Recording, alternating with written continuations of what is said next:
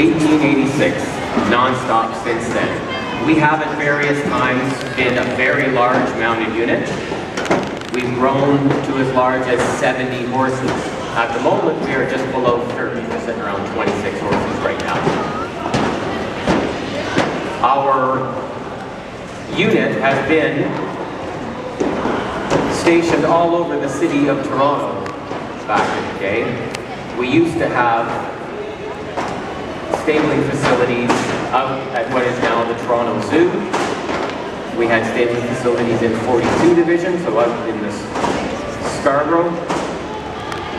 We had our main facility, back up to the end of the last century, was in Sunnybrook Park. And that's where there is still a facility there, a mounted unit facility is there, and it isn't being used at all right now.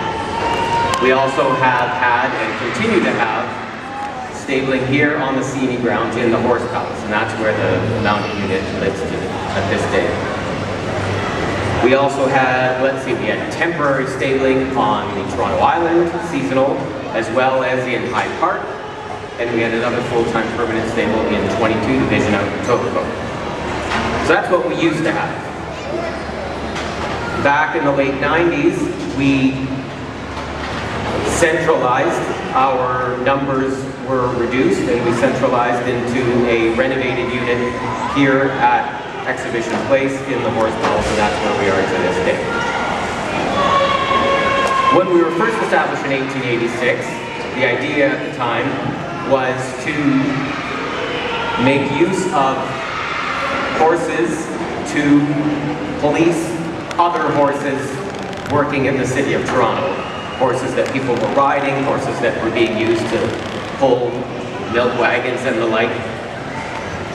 On the outskirts of Toronto, the old city of York, etc., horses would occasionally run away, and the constabulary at the time were able to use horses to help wrangle them.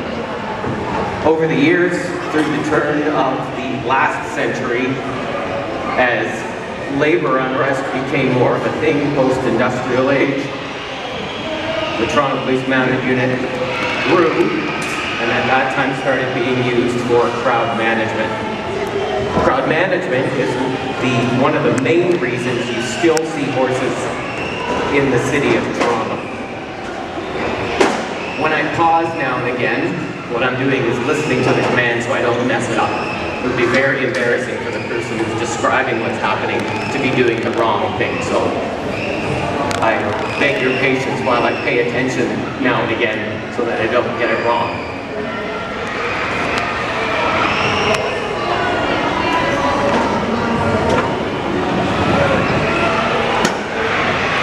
So the command has been called to form sections. So Christine and I are going to slow down just a touch, allow the other two horses to catch up with us, and then we continue on at the original pace.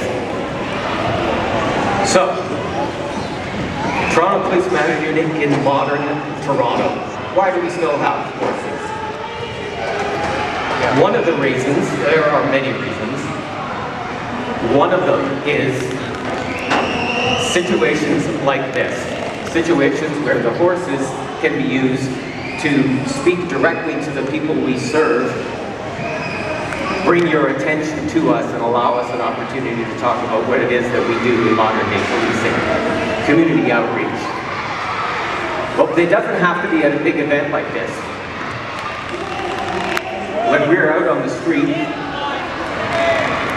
when we're walking down the street, we walk basically at the same pace as a person walking down the sidewalk.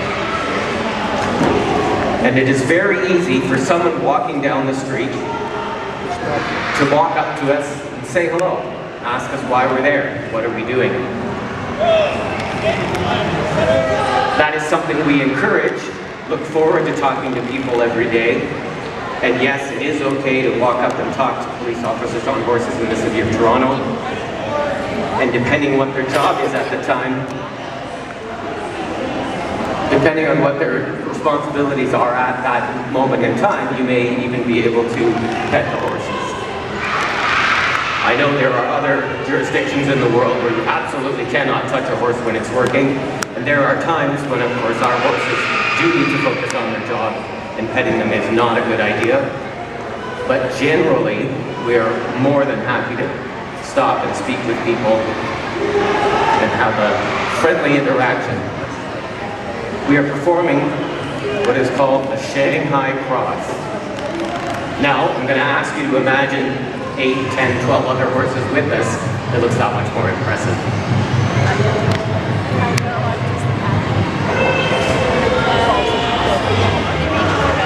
So community outreach. We also do things like parades.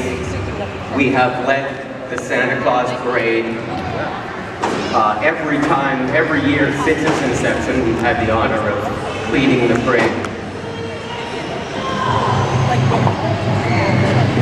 We also do other parades in the city, and all you need to do is invite us. We're happy to be there.